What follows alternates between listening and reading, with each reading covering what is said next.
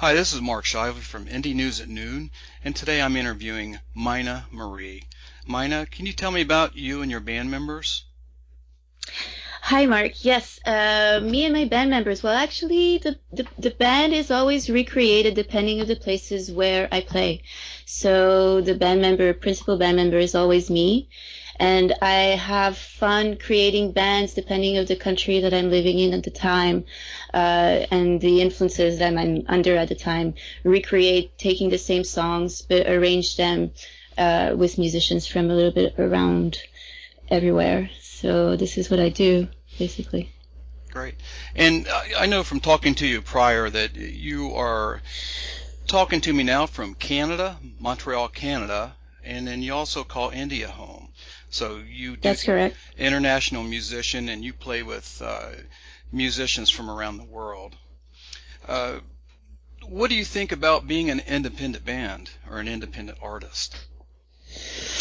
Well, basically, it means that you need to be ready to wear many kinds of hats all at once, and be kind of have this flexibility to be able to promote yourself, but also able to stay focused on your creative process and stay focused on what's really important and what you want to give as an artist to the world. So it's very challenging, but at the same time very rewarding.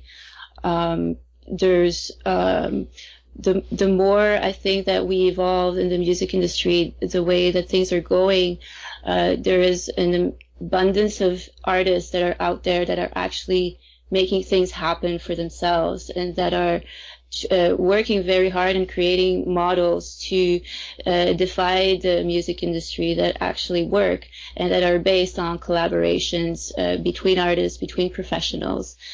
So that's what it means to me to be independent. It's to make the most out of the resources that you have.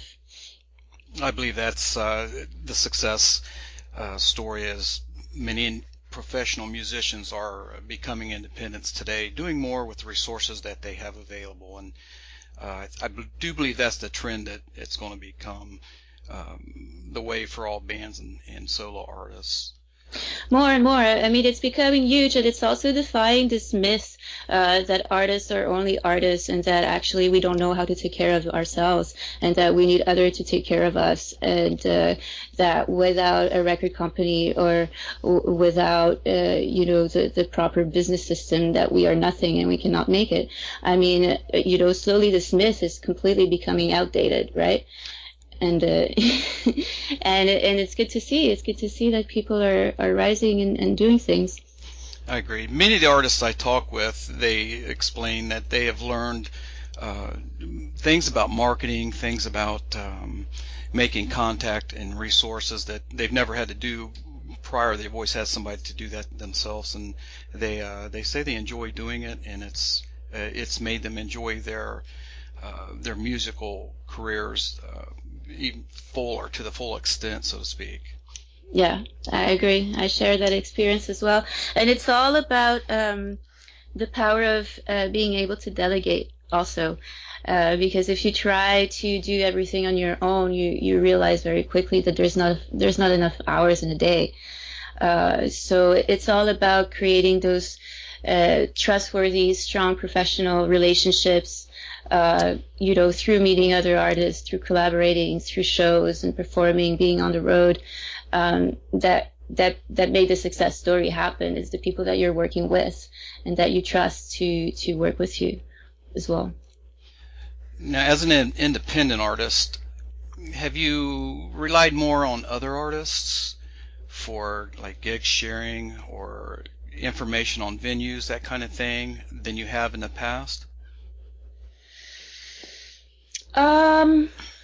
That's an interesting question. I mean, I think that between artists, I am very motivated in this idea of collaborating, this whole model of we help each other, and that combining forces is actually a way of rising higher, right?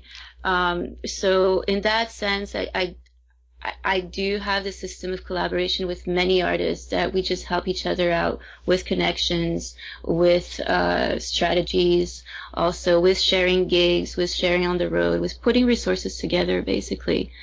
But I mean, this is something also that's been created through, in my case, traveling a lot, creating a lot of relationships with people all around the world, that have opened up, networks for me that are very wide, so I've had that chance, if you want.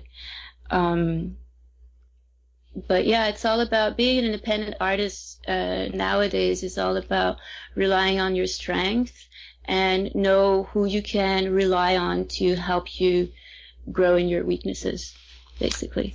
And comparing modern day independent artists with just a few years ago, how we might want to keep some of our trade secrets to ourselves, like venue contacts and other related information. Today is where we'd be more willing to share that information.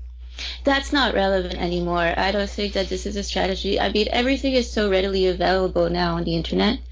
Of course, there's always a thing of contacts, and there's always a thing of word of mouth and this and that. But I mean, to me, it's all about a work ethic, right? It's like if you have a work ethic that is about collaboration and that is about this I help you, you help me kind of dynamic, you will attract people that are a little bit bound to work the same way.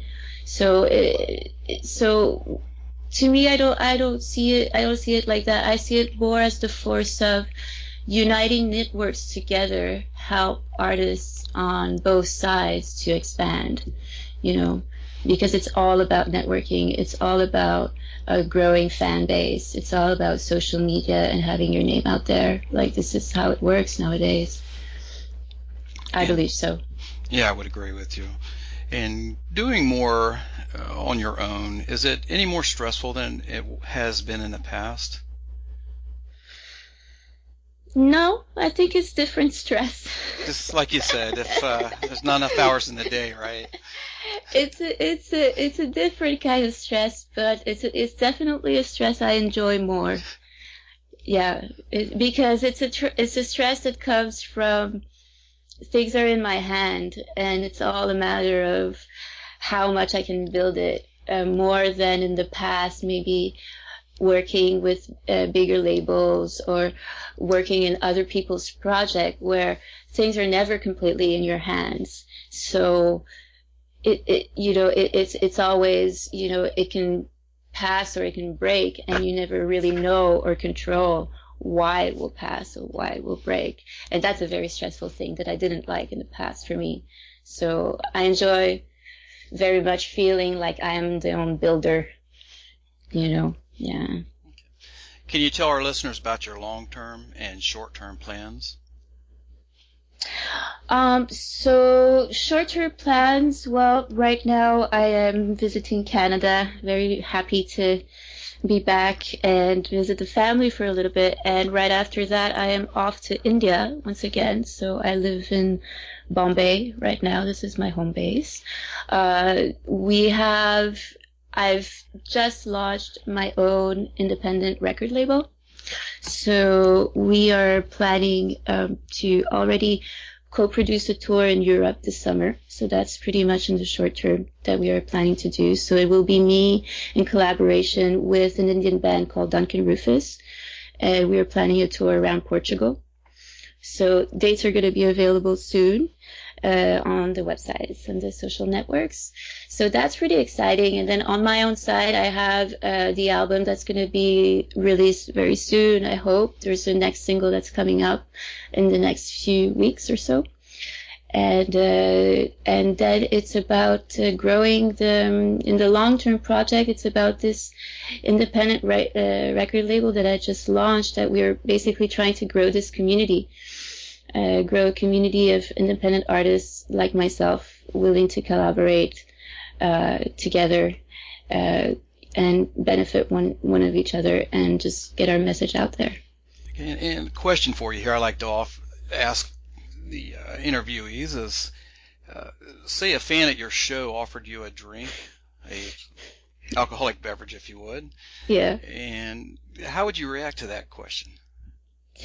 Well, I'm always happy when people want to engage with me after the shows, like I'm always happy.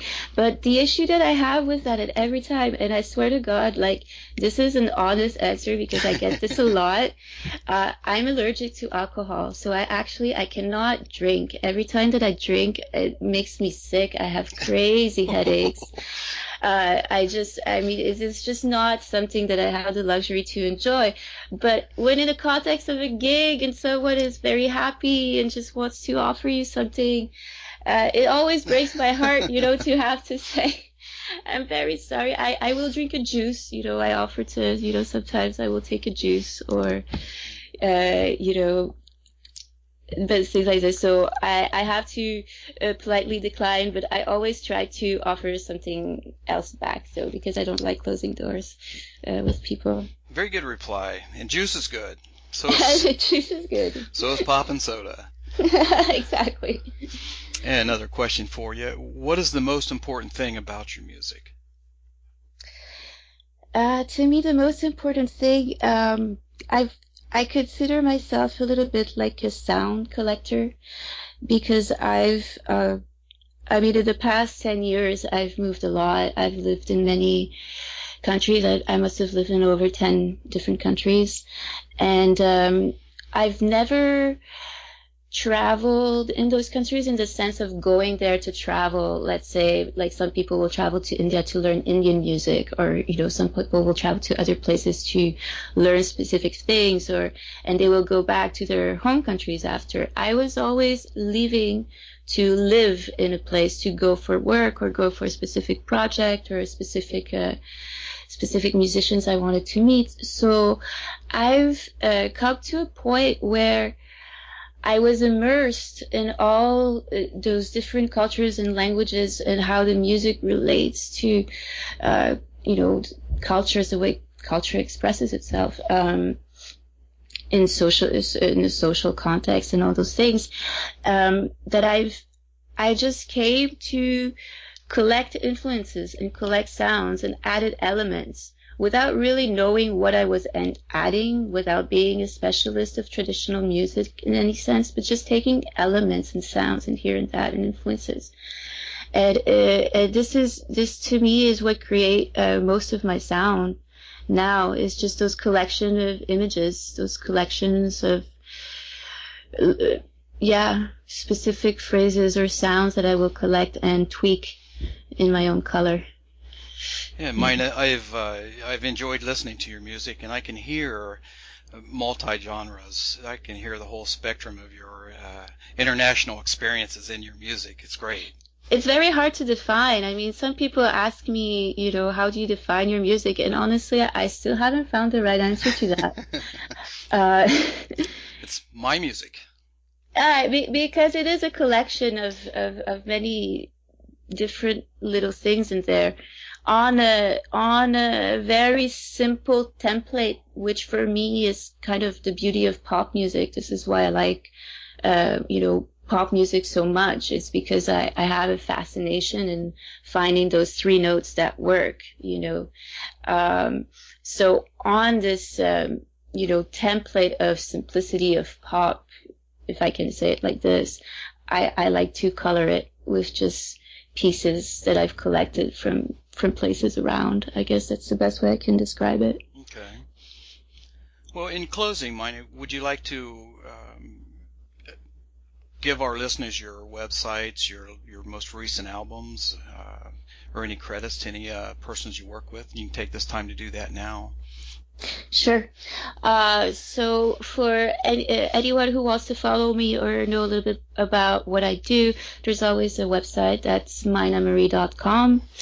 And besides that, there is the website of my new indie label, which is called streetcatsrecords.com as well. So the website is live right now, and Street Cats is working in collaboration with very young and dynamic publishing group that is based in the UK called Boom Pond, which you can also find on YouTube at Boom Pond TV. And then there's all the usual Facebook, Mynah Marie. You can like my page on Facebook, Twitter, the YouTube channel. All right, Mynah Marie, thank you very much for having an interview with me here on Indie News at Noon. Thank you, Mark, for having me. It was great to chat with you. Hope to have you back on another interview after the completion of your new album and talk about how that goes. That would be amazing. We'll keep you updated.